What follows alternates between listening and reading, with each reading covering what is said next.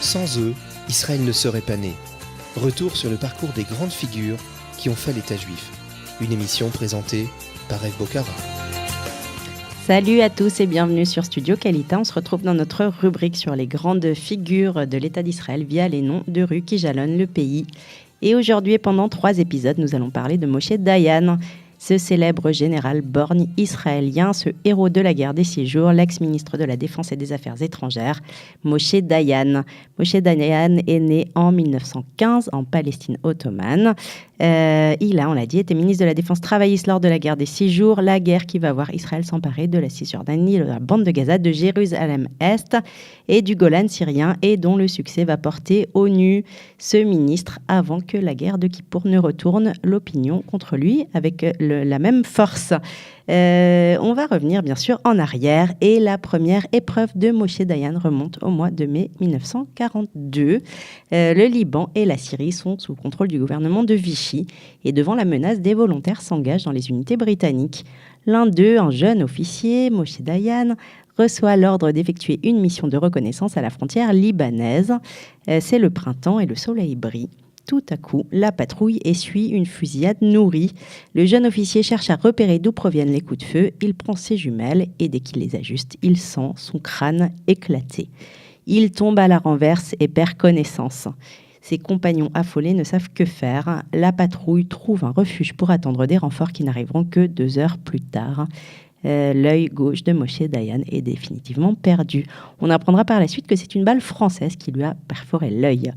Le bandeau noir qui recouvre la plaie béante va donc entrer dans la légende de l'histoire d'Israël et du monde d'ailleurs pendant plus de 40 ans. Moshe Dayan est né le 4 mai 1914 en Palestine ottomane, on l'a dit.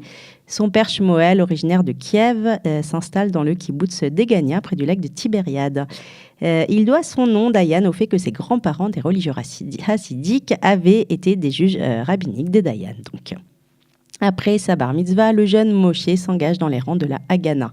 Il monte à cheval, galope dans les champs avec une vieille carabine, toujours prêt à défendre son village contre les bandes de pierres arabes. Contrairement aux préjugés de ses parents, il se familiarise rapidement avec les bédouins de sa région.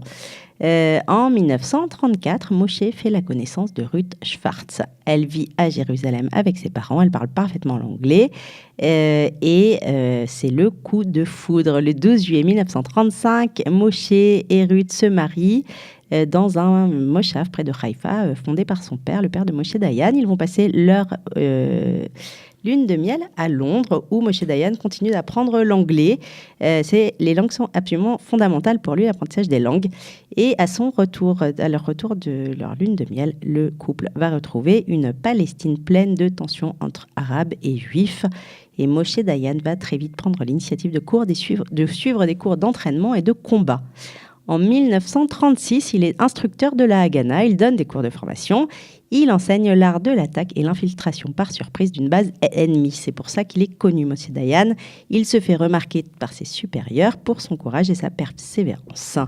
Quelques mois plus tard, il rejoint les rangs d'un vaillant capitaine britannique, Ord Wingate, devenu un grand défenseur de la cause sioniste.